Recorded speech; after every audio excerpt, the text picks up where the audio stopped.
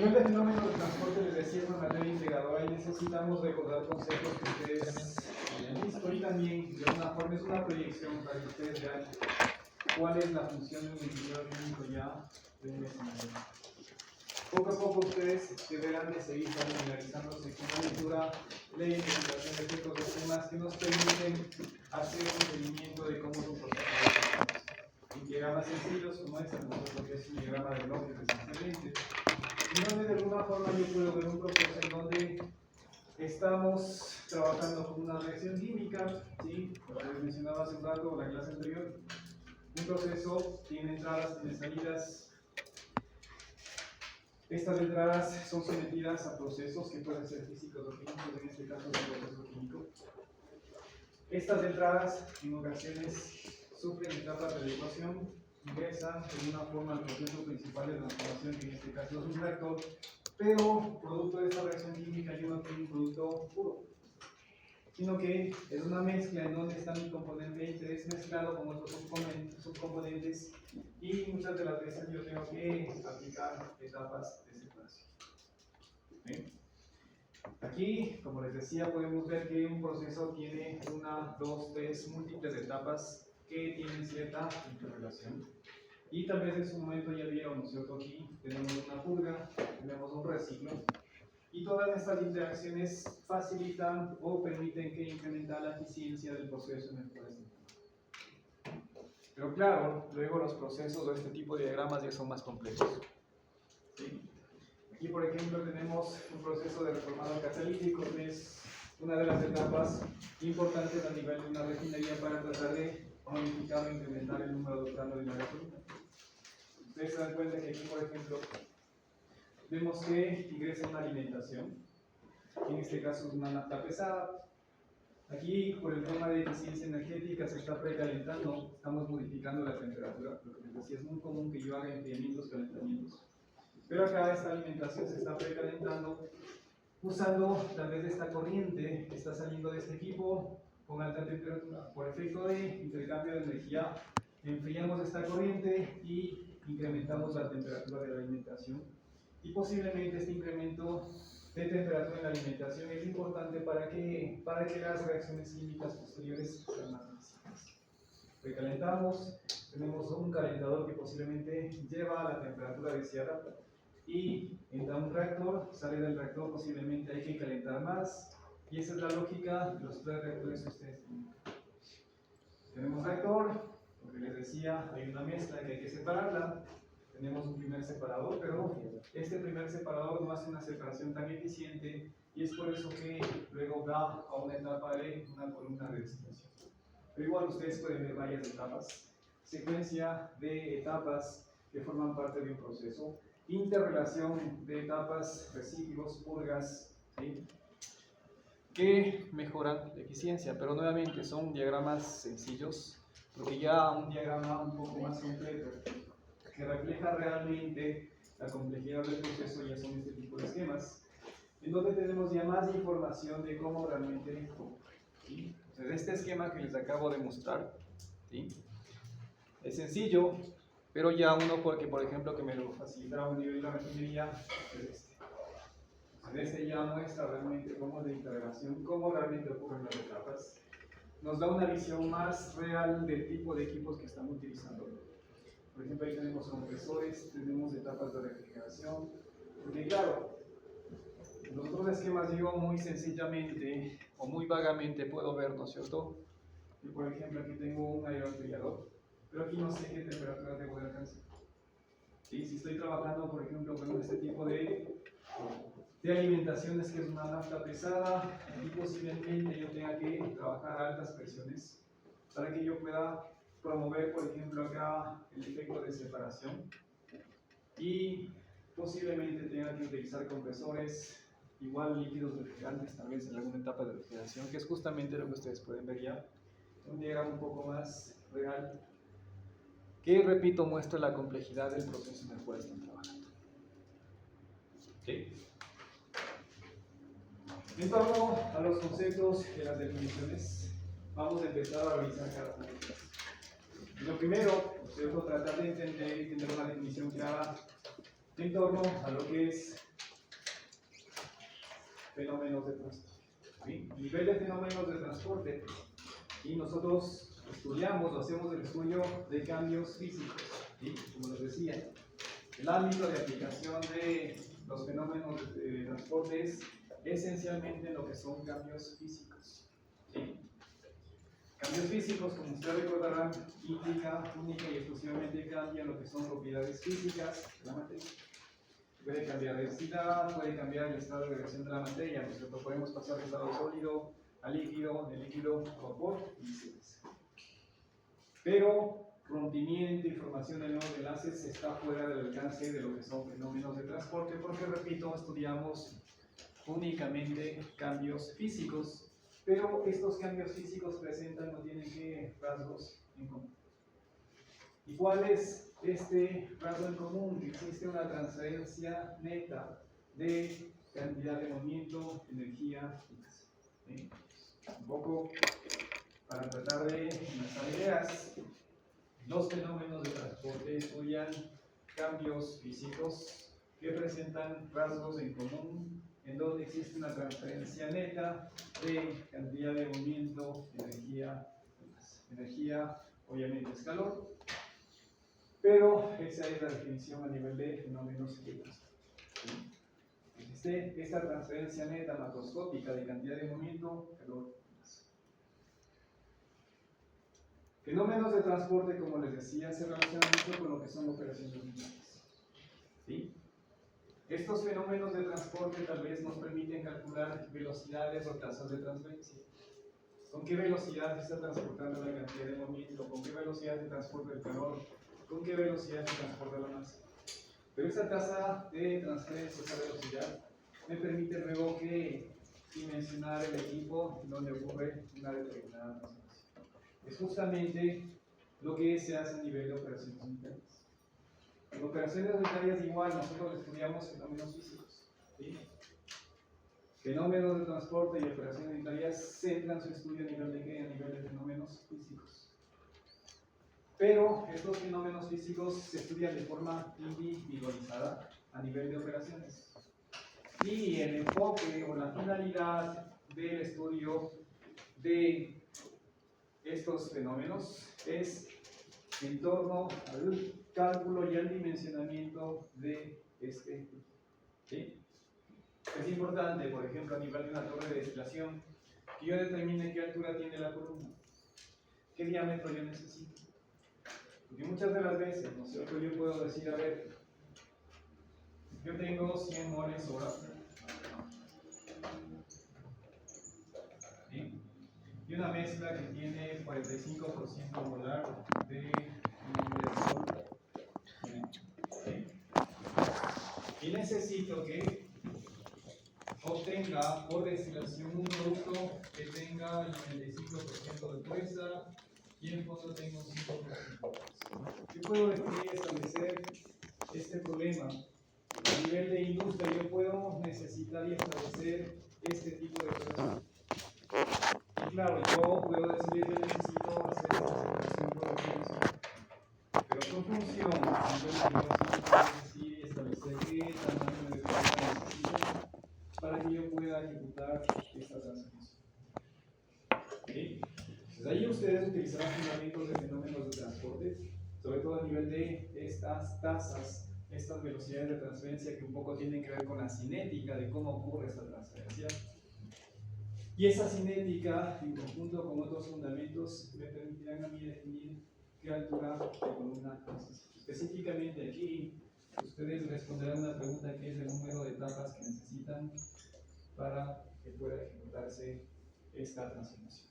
Necesitarán 15, 20, 25, 30. ¿Cuántas etapas de separación? Y claro, luego ustedes complementarán con normativas, porque les dirán, por ejemplo, que la separación entre etapa y etapa es 95, 1.10. Si conocen la separación entre etapa y etapa y saben cuántas etapas necesitan, ya saben qué altura de columna necesitan. Luego, ¿sí? Ustedes podrán ver un poco aspectos que tienen que ver con la hidráulica en torno a la columna de destilación, y esa hidráulica tiene que ver mucho con flujos, velocidades con las cuales circulan las corrientes en la columna, Y con otros fenómenos hidráulicos que hay que tomar o hay que tener presente, ustedes pueden determinar velocidades. Sí, esas velocidades muchas de las veces se empatan con el diámetro que se necesita para que esa corriente circule con tal velocidad. Y de esa forma ustedes ya podrán determinar altura y diámetro del cubo. ¿Sí? Por eso, repito, a nivel de operaciones unitarias estudiamos fenómenos físicos de forma individualizada. Esta individualización, tiene que ver con operaciones unitarias y la orientación es cálculo y dimensionamiento de ese equipo, de esa operación. ¿Sí? Ayer les mencionaba, las operaciones unitarias me permiten a mí diseñar un proceso de transformación. ¿Sí? A nivel de operaciones unitarias, ustedes van a ver que existen, no sé, 45, 50, 60, pero mediante la combinación de estas 45 o 60 operaciones unitarias, yo puedo entender cómo se diseña absolutamente todos los procesos de transformación. A nivel de operaciones unitarias, ustedes verán, por ejemplo, en esta carrera, verán lo que es destilación, absorción de gases. A nivel de destilación, verán destilación binaria, destilación de multicomponentes. Verán también lo que es extracción sólido-líquido, extracción líquido-líquido, verán absorción, ¿sí? Que son netamente operaciones cuyo enfoque es la separación. ¿Sí? Como les mencionaba, tenemos un proceso de transformación, pero generalmente el producto de interés va mezclado con otros componentes y necesariamente tengo que aplicar separaciones para tratar de obtener el producto de interés con la mayor pureza posible. Y ahí el enfoque es justamente separación. Operaciones de separación que también a veces se conocen con el nombre de operaciones unitarias. Pero claro, a veces ciertas operaciones unitarias tienen otro enfoque, que a veces se denominan como operaciones mecánicas. Por ejemplo, si hablamos mucho de lo que es desintegración mecánica de sólidos, esa también es una operación, cuyo objeto es tratar de reducir el tamaño de la partícula, pero es una operación netamente mecánica. En estas operaciones de separación, muchas de las veces el fundamento que también se utiliza en complemento con los fenómenos de transporte tiene que ver con equilibrios, aspectos termodinámicos. Por ejemplo, a nivel de destilación, yo utilizo mucho el equilibrio líquido-vapor de los componentes. ¿Sí? Estoy trabajando con destilación. Y este equilibrio se complementa con una cinética de transferencia de calor o transferencia de masa para que yo pueda dimensionar y establecer altura y diámetro. ¿Sí? A nivel de extracción, por ejemplo, yo utilizo equilibrios sólido-líquido o equilibrios líquido-líquido. A nivel de absorción, equilibrios gas-líquido. ¿Sí? Porque, repito, estos equilibrios me permiten a mí dimensionar esta operación. Y muchas de las veces los equilibrios se utilizan mucho a nivel de operaciones cuyo objetivo es generar separación. Pero no siempre la separación es el objetivo primordial de una operación unitaria, porque a veces puede ser lo opuesto, que es conseguir que un determinado nivel de masa. Por ejemplo, agitación, que es otra operación unitaria que ustedes la revisarán, es básicamente que varios componentes que se ponen en un tanque en donde tenemos un líquido en el cual queremos incorporar estos componentes. Y ahí el objetivo es que tratar de generar un nivel de mezcla que sea adecuado, que los componentes se distribuyan homogéneamente en este líquido que ustedes tienen en el tanque de agitación.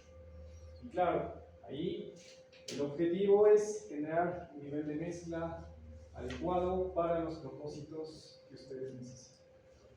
¿Sí? Hay muchas operaciones unitarias cuyo enfoque, repito, puede ser separación, mezcla, pueden ser operaciones mecánicas, muchos tipos de operaciones unitarias que ustedes en su momento las revisan.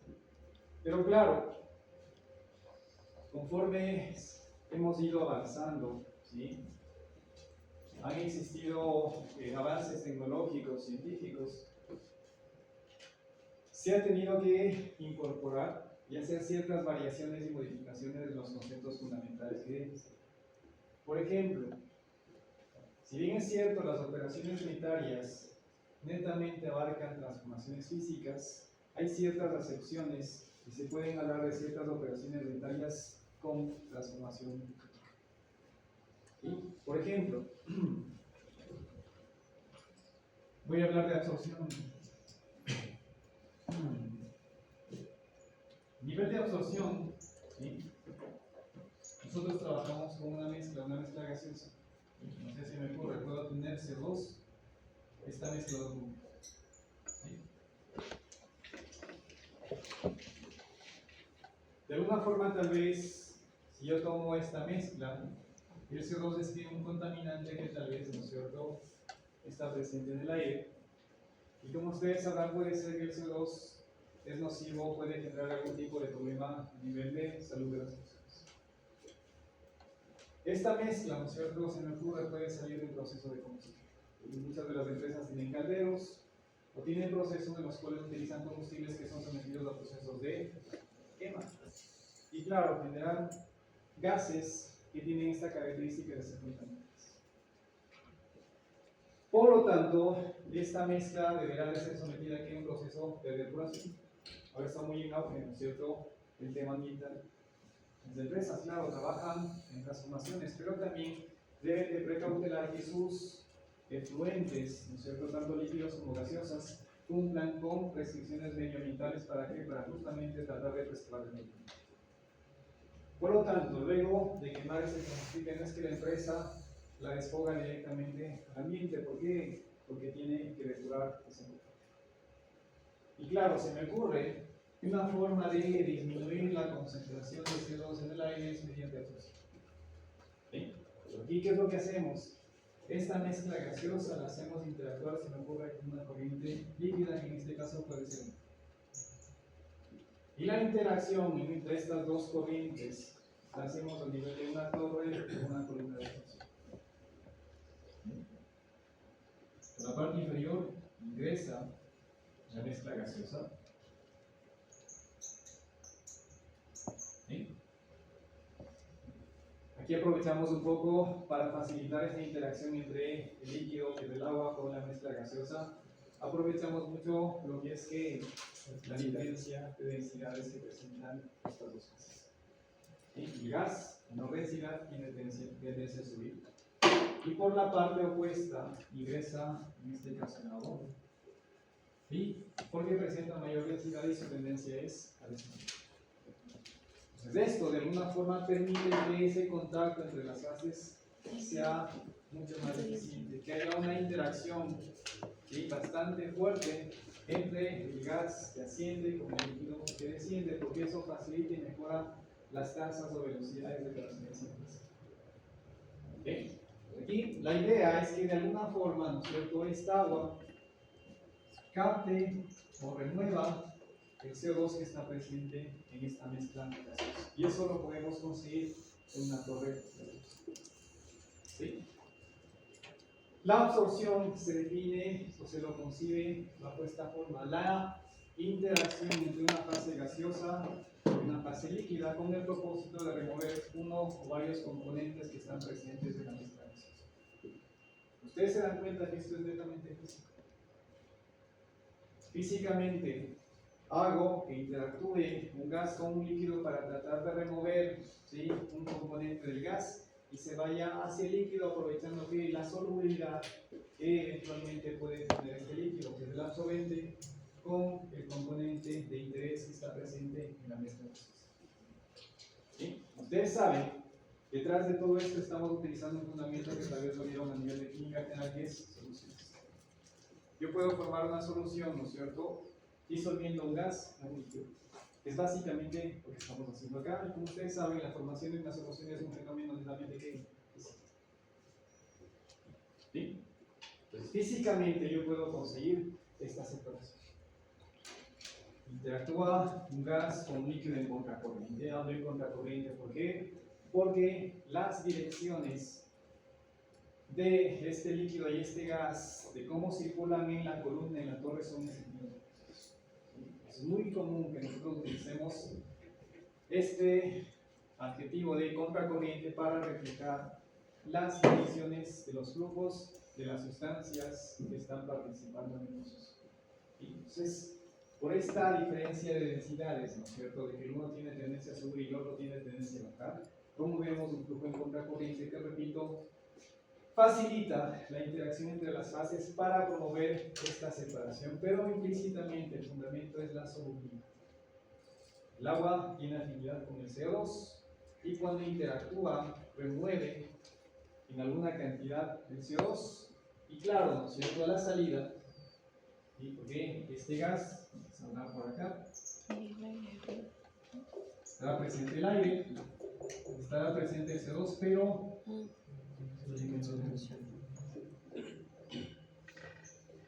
¿sí? Tendremos esta salida por la parte inferior, aquí tendremos el agua, ¿no es cierto? Pero aquí estará que el CO2 que fue removido de la mezcla que inicialmente ingresó a la torre. ¿Sí? A nivel de absorción es eso lo que ocurre, pero es netamente ese aspecto físico de poner en contacto dos fases en contracorriente para promover la separación, utilizando la solubilidad que tiene el agua hacia el CO2. Pero claro, muchas de las veces puede ocurrir que yo haga esto, no sé si me ocurre, yo cambio de sustancia y puede ser que yo tenga aquí aire y CO2. ¿Sí? Mezcla gaseosa, aire tiene algo de SO2, quiero remover el SO2, igual puedo utilizar como solvente el agua. Físicamente pongo en contacto fase gas, fase líquida en contracorriente, pero ¿qué ocurre? Por efecto de la separación puede ocurrir que el SO2 reaccione con el agua y tener que ácido sulfúrico. Ahí ya tenemos absorción con reacción, pero esencialmente el fundamento sigue siendo físico. ¿Sí? Físicamente pongo en contacto un gas con un líquido, fluyen en contracorriente, hay cierta afinidad del agua con el componente a separar, pero ahora la separación obedece a un principio. Pero estamos hablando de absorción, la absorción sea física o química, obedece a esa misma lógica. ¿Sí? Dos fases, una líquida y una gaseosa que se ponen en contacto íntimo, favorecido por el flujo en contracorriente, y promovemos la separación. Pero la separación muchas de las veces ocurre porque existe una reacción.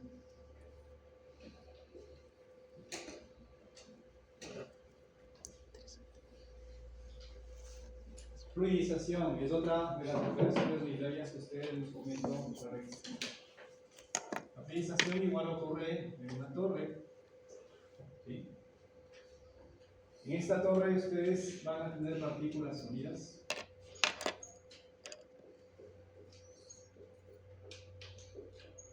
¿Sí? Si ustedes ponen partículas sólidas en una torre, ¿no es cierto? ¿Qué es lo que va a pasar? Que, ¿no es cierto?, estas partículas se van a poner en contacto unas con otras y generar un lecho de partículas, ¿no es cierto? Pero resulta que cuando trabajamos a nivel de fluidización, yo promuevo la circulación de un gas a través de este lecho de partículas. O de un fluido, esencial, que puede ser también como un líquido. Entonces, este fluido circula a través de las partículas, ¿sí? Cuando este fluido circula a caudales o velocidades bajas, pues simplemente este fluido circula por donde, por los espacios que quedan entre el contacto de una partícula. Esto se conoce como el nombre de flujo de fluidos a través de ¿qué? De medias porosas, que es otra operación unitaria que ustedes van a diferenciar. ¿Sí? Aquí, repito, a bajos caudales, bajas velocidades, el fluido circula por los espacios, ¿no es cierto?, los intersticios que quedan entre el contacto y una partícula.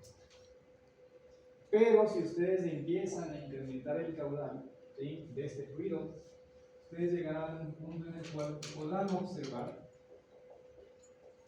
que ya las partículas empiezan a moverse y si incrementan un poco más el flujo, el caudal de ese líquido o de ese fluido o de ese gas, ya las partículas empiezan a hacer sus funciones, ¿sí?, empiezan a separarse.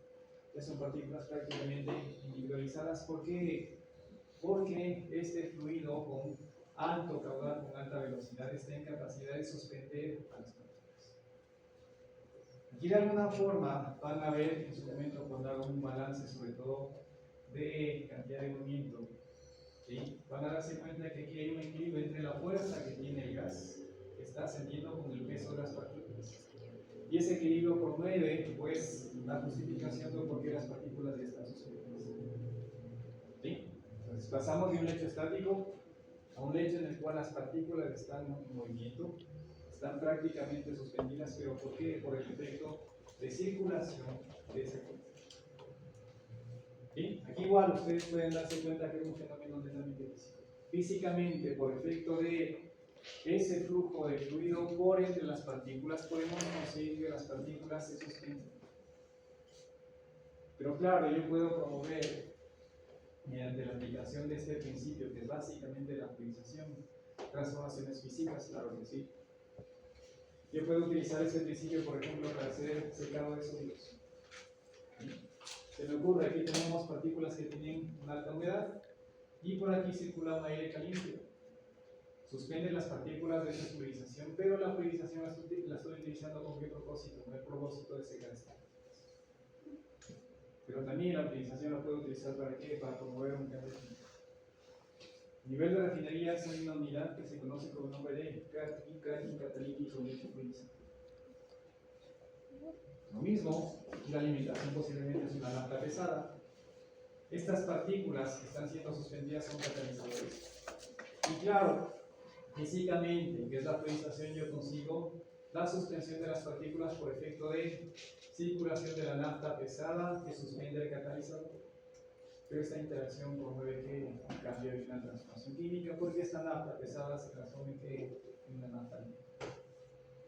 Entonces aquí también podemos hablar de una operación unitaria con transformaciones o con cambios.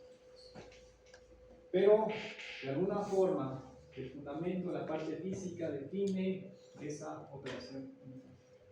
La utilización esencialmente es que la suspensión de las partículas por circulación de un fluido a través de la sustancia.